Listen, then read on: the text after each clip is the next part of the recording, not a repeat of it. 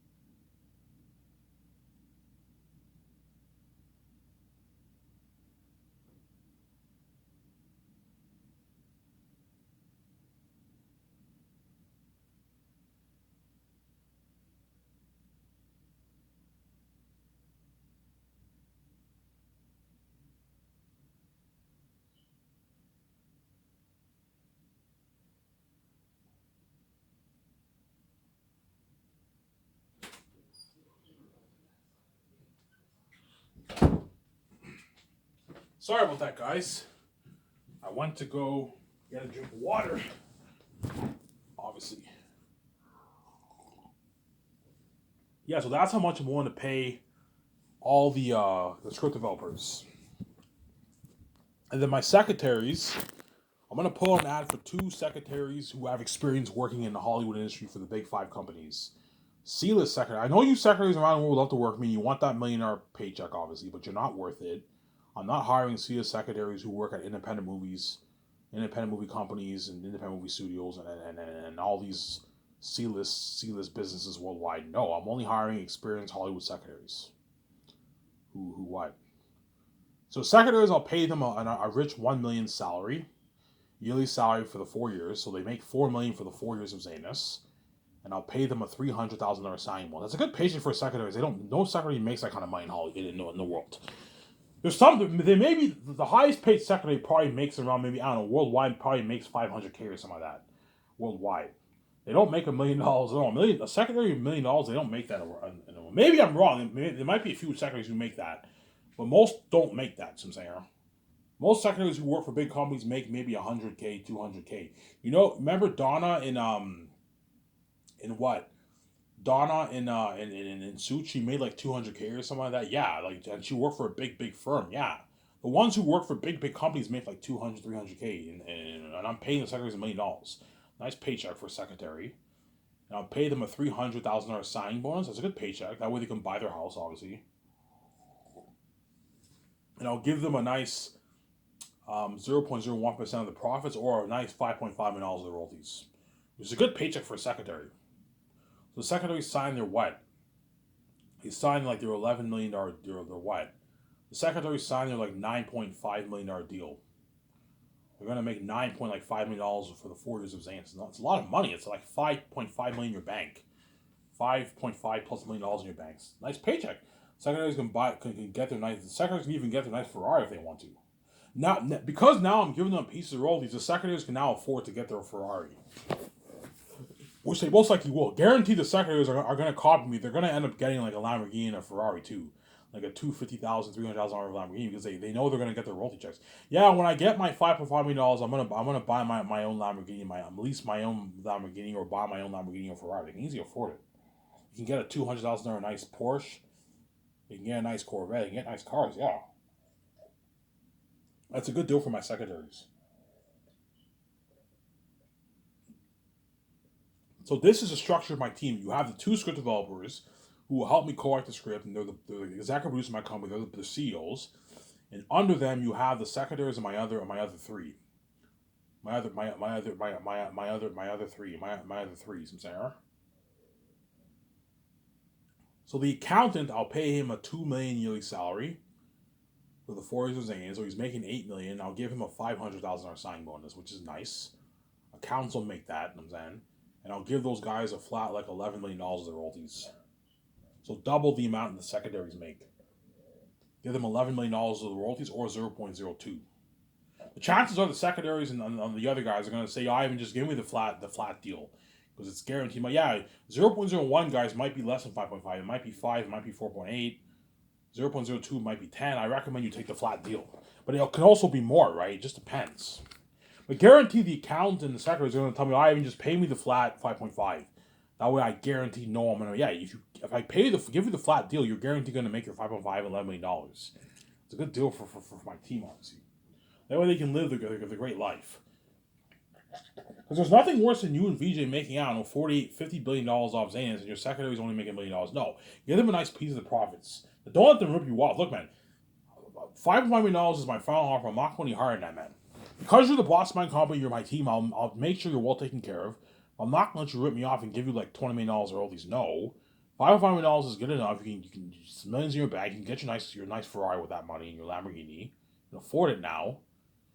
And what? And the other, and I'm saying, and the other guys, you pay them $2 million, you give them $11 million or these or 0.02. I'm saying.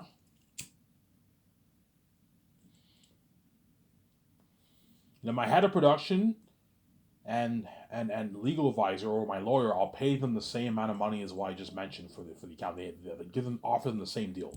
$500K signing bonus, $2 million yearly salary. Obviously, you also get your pulse swimming bonus, your nice $250,000 pulse swimming bonus. The secondaries will give them a $150,000 pulse swimming bonus. Money for them to blow for their vacation if you want. So when I take them on vacation, I'll give you your $250K bonus, your $150K bonus. That's for you to blow. You can buy your family nice stuff for your vacation. You get your $2,000 gift card. You also get your commercial money. I give you a good deal. You're going to be featured with me on the ads the first year with Peter Jackson and Mel Gibson. Yeah. Obviously.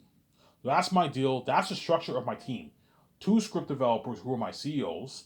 And you have the account. Under them, you have the account, legal advisor, and head of production.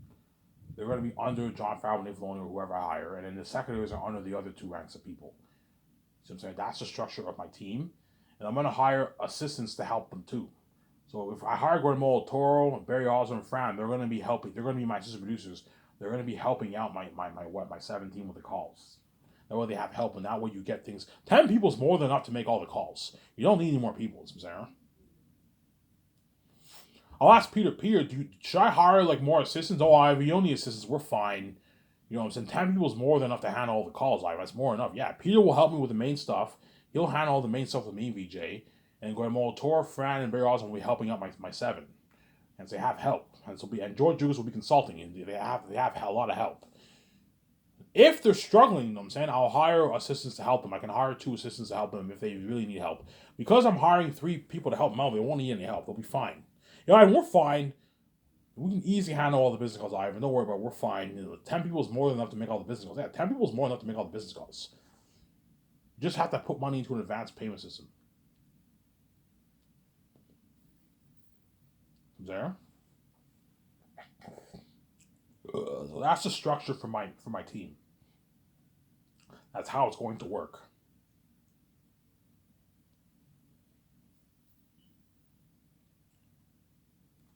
And my 7 team are gonna they all get their nice office. My secretaries get their office, but the secretaries don't. The secretaries are the only ones who don't really have their own office. They're gonna be sitting in an open desk. They have their own like desk, but they don't have their own office. And my other guys have their own like nice office. They're all gonna have Jon Favreau and Dave Filoni will be sharing one office. They're my CEOs, and then me and VJ share one office. That's one. You know what I'm saying, and then what? And then the other 3 have their own individual office. So the legal advisor gets his own office. The accountant gets his own office, and the head of production gets his own office. The head of production will handle all the schedules for the movie. When filming starts, when filming ends, the day of the actors, he has to create all those schedules, man. The training schedule, everything. the dates. He's responsible for for the schedule. Telling everyone when it's time to eat, when it's time to wake up, when we're filming, he's responsible for all that. My lawyer is responsible for the laws for taxes, all that stuff. And leasing the land, he's responsible for that. And my accountants are responsible for what? For what? For the payroll, obviously. Paying all the crewmen, paying all the actors, punching in the contracts. The accountant's the one who creates the contracts and goes over the contracts with me and all the actors and crewmen when they sign the contracts. And the accountant is there to punch in all the salaries. And he has to keep track of the budget, the payroll, making sure the crewmen, all the actors got paid. It's a lot of work. Hence why put money into an advance payments is always easy for your account. The accountant just types in a number and the money gets deposited or wired into the actor's account like direct deposit.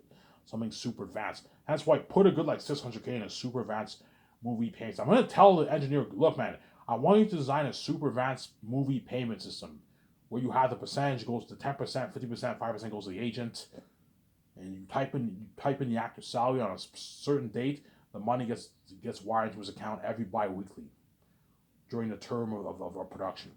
Something super advanced, and the actors get a statement on their Hotmail. You got paid this amount of money. It shows the taxes. It shows the agent's deductions. The agent's 10%.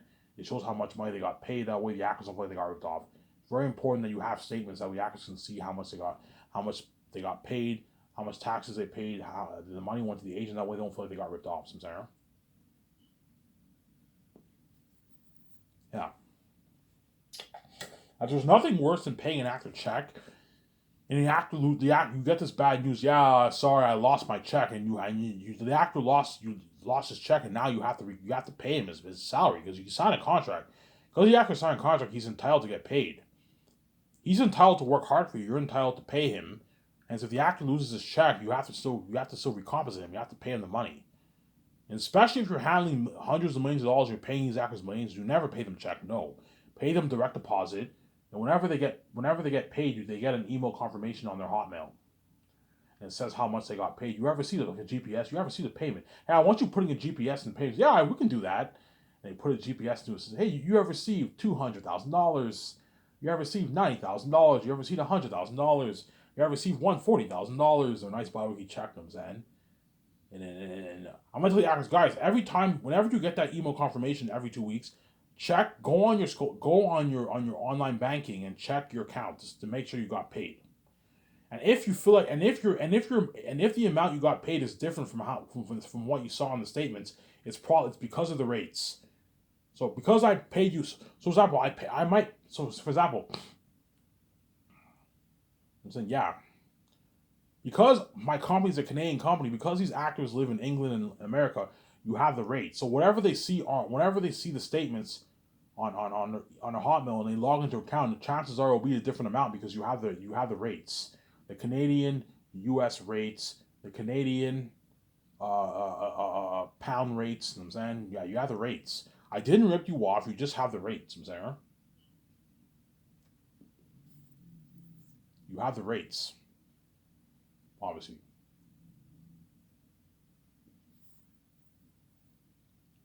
You have the rates.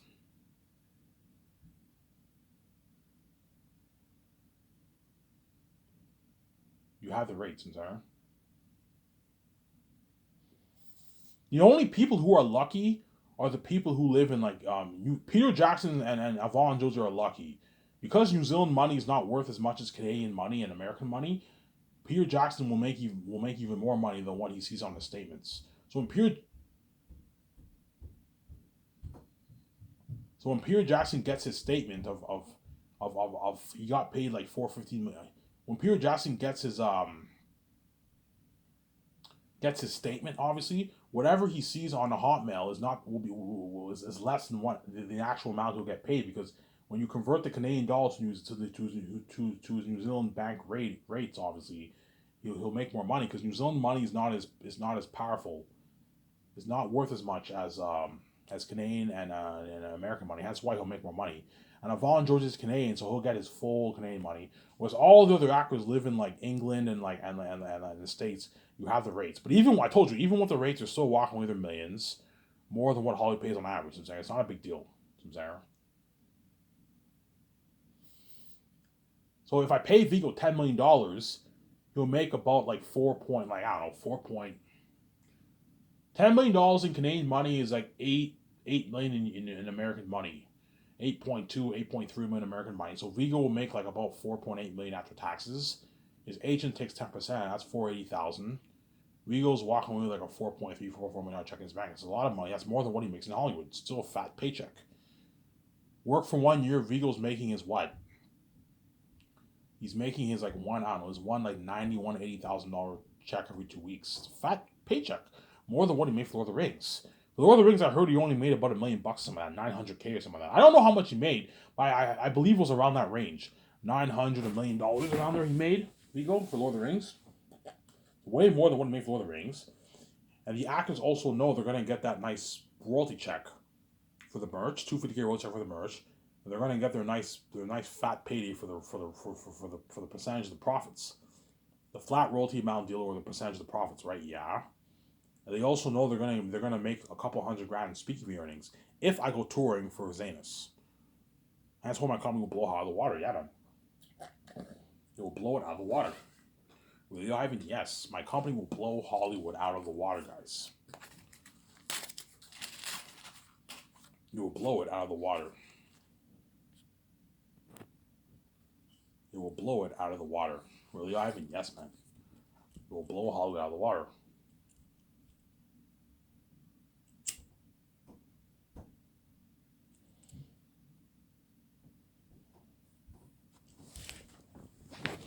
It will blow it out of the water.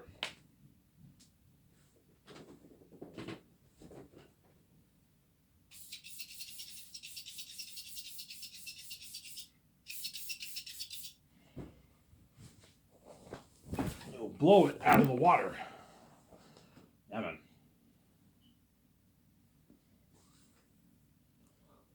Yeah. So Ivan, are you gonna pay the actors weekly? No, I'm gonna pay them bi-weekly. It's best to get paid every 2 weeks. Tell the accountant, okay. Whenever you punch in the actor's nice salary, his contract obviously, the system will have a thing where like every bi-weekly the actors get an equal check, every bi-weekly for the 9 to 1 year of filming, whatever it is. So their salaries divided over the 1 year of filming, and they get their bi-weekly check every 2 weeks. They're nice fat bi-weekly checks, obviously. That's why they're going to work harder for me because they're getting a fat payday, much more than what they make in Hollywood. And I'm also feeding them a luxurious buffet. That's why these actors are going to work harder for me, obviously. Yeah, I'm giving them 3 beers a week, once a week. Don't give them 3 beers every day. That's not good for you. No, give them 3 beers once a week. Every Friday is like 3 beer is 3 beer day. When they after everyone finishes work, you give the actors 3 beers. That way you give the actors good experience. Because it's not fun filming. For a movie like Zane's, it's not fun filming in the middle of nowhere in the wilderness for 1 year. It's not fun. It's very depressing and stressing. And that's why I pay the actors a lot of money and feed them a luxurious buffet. Give them 3 beers. I would give them a good experience. Some Sarah. Then once filming's over, I'll end it off with a staff party in Switzerland. And all the actors are flown home. And then if I go touring within a good like month or two, the actors are going to be flown to Vancouver and they're going to be there. We're going to begin the world tour for Zane's. That's been crazy. The actors gonna get paid for that too, and they get the $250K royalty check for the merch. Hence why they're all gonna work much harder for me because I gave them a fucking amazing deal. They're also gonna have to be flown to Vancouver to do the game. They're gonna make their nice $2.5 million. They're gonna work hard for me because I paid them a lot of money. Looking at an unheard of game, yeah, man. Let's talk about Peter Jackson, the greedy animal Peter Jackson's in there. Don't hate me, Peter. So Peter, I want to pay him $85 million.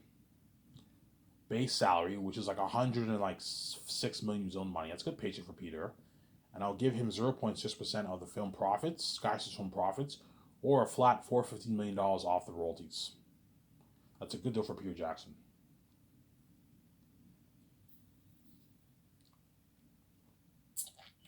Really, Ivan? Yes, that's my deal for Peter Jackson. It's a good deal for him. If he doesn't like it, I'm like, Peter, man, if you don't like this offer, I'll hire Mel Gibson over you, man. This is a good enough deal. If I give you $700 of the royalty because he's greedy, obviously, you're going to be affecting my 1%. 1% of the is about like $650, $700 million around there for my movie. I'm not going to give you an $800 million deal. If I do, you're affecting my 1%. Jon Favreau needs to get paid too. Dave Filoni needs to get paid. My 7 team needs to get paid. You know, I'm saying the actors need to get paid too. It's not just about you. Yeah, but not even these actors are not worth your royalties, man. All that money, just give it all to me. I'm like, Peter, I'm not going to give all the treasure to you. I'm already giving you most of the treasure. It's not fair to them, man. You sign your $500 million deal. It's not fair to the Hollywood actors if they make peanuts compared to you. No. Yeah, but I'm a billionaire. I'm much bigger than them. Yes, that's why I'm paying you way more than them. I'm not going to let you do like that. I'm not going to give you like a $700 million deal. You rip me off. This is a good enough deal for the Zanes movie, Peter. If you don't like it, I'll hire Mel Gibson over you. This is a good deal. You don't. This is the biggest contract ever for a director, pretty much. Guys like James Cameron, Martin Scorsese, you know what I'm saying, Christopher Nolan, Quentin Tarantino don't make that kind of money, Peter. They make like 20, 30 million base and probably negotiate for 50, 60, 40, $100 million the profit. Well, James Cameron probably negotiates for maybe 60 million, $50 million the profits. You see what I'm saying? Quentin Tarantino probably negotiates for maybe 15 million on the profits, 20 million, 30 million maybe. Christopher Nolan probably negotiates for about 30, 20, $25 million of the royalties. And a 20 million base, yes. You're making way more than all these directors. I gave you a good deal, Peter. And I told you, Peter Jackson's contract will create a shockwave in the Hollywood industry. As these executives and CEOs and producers don't make that kind of money, directors don't make that kind of money in Hollywood. This is way more than what all these guys make. Yeah, this is more than double what you made for Lord of the Rings, Peter, almost 30 years ago. I gave you a good deal. And I'm also giving you an unlimited budget to work with, which is every director's dream. I told you, every director's dream is to have an unlimited budget. That's the dream, but it doesn't work like that. In Hollywood, they give them big, big budgets, but they're not unlimited budgets like mine. They're still limited in what they can do, Sarah. Even though Lord of the Rings was a big budget, it was not a great budget. It was only $90 million. Peter Jackson had limitations of what he can do. When you watch the behind the scenes, Peter Jackson says, yeah, I wish I could have done this with the Rings, but we couldn't afford it. Because New Line gave Peter a $9 million budget. Peter Jackson had limitations on what he can do. He had limitations with the extras. We only had enough money to hire a couple hundred extras, and that's it. For the war, remember that Rohan War in Return of the King? Yeah, that was the behind the scenes. There's only like a couple hundred extras, and they applied CGI effects towards the Rohan army. Yeah. Whereas for my movie, you're actually looking at like 50,000 like extras, 25,000 extras for the wolves, 2,000 bats. I can easily afford it. For the Exodus of Safias, when the Safians journey through the ancient city and the Cursed Mountains, I'm actually going to hire 5,000 Safians. I can afford it because I have a big budget, obviously. I can afford it because I have a big budget. Peter, if you don't want to experience my scarcest company, my Grand Mills of property, my studio office, my special effects unit building, my nice console art room, being full of my $300 million jet, part of my 300 car, my 55 million yacht, unlimited budget, the world tour, getting paid your free millions, more than what even you make in Hollywood, and you're more than welcome to work in Hollywood. I think it's a deal. He shakes hands to the deal, and I sign with a nice contract, and I take Peter out to a nice dinner. We have a good time. So once I sign Peter, I'll take him out to Boston Pizza or Mel Gibson. We'll have a good time with my 17, and I'll party up with Peter in my I'll party up with Peter in my condo. And if I end up choosing Peter, I'll have him flown with Fran. Hey, Peter, I'm interested in hiring your wife as an assistant producer. Yeah, Ivan, she's more than happy to. Is she interested? Yeah, Ivan, I'm interested. So you fly in Peter and his wife Fran. You sign both Peter and Fran. I'll sign Fran to like $1 million deal as assistant producer. That's good enough for her. And you sign Peter to his $500 million deal. Because Peter's money is Fran's money, right? They're husband and wife. So sign Fran to a $1 million deal. That's a good paycheck for assistant producer. And you sign Peter to a $500 million deal. And Fran will help out my 17 with the business calls. And she can even help out Peter with the notes for the script if you want. I don't need her help for writing the script, as I have Peter and my two survivors help me. That's more than enough people. 4 co-writers is more than enough for the movie. You don't need any more writers. I'm saying? Yeah. Will Peter ask for money? Yes. Guaranteed he'll try and push for like a $700+ million deal. He will try and ask for $700 million or I'm like, no, Peter, I'm not going to pay you that. If I pay you that, you're now affecting my 1% that I'm willing to give away to the crewmen and to the actors, my 17. You're affecting my budget. I'm not going to pay you $700. It's not, Peter, stop thinking about yourself. It's not just about you. You need to be considerate. You need to think about the actors for Zane and Sue. It's not just about you, man. You see what I'm saying? It's not just about you, Peter. You gotta be considerate. You need to think about my stars. My 17 need to get paid too. It's not just about you. You're making way more than everyone else. What I'm paying you is good enough. I'm not gonna sign you, Peter, to a $700 million deal for the Rollies. You're fucking crazy. You're not worth that. You're not worth $700.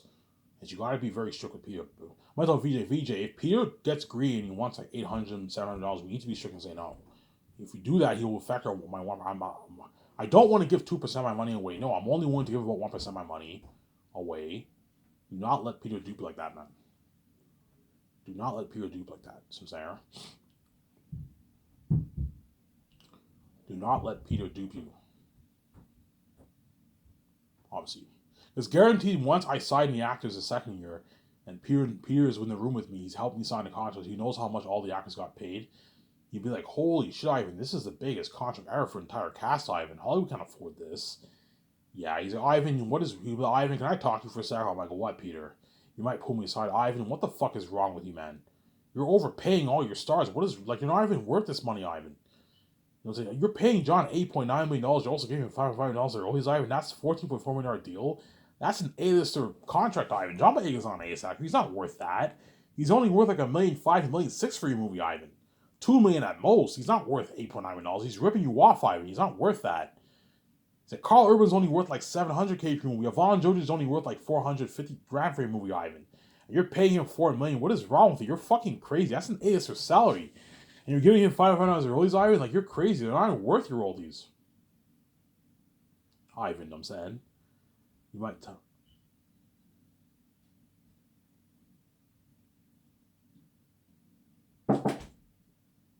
What?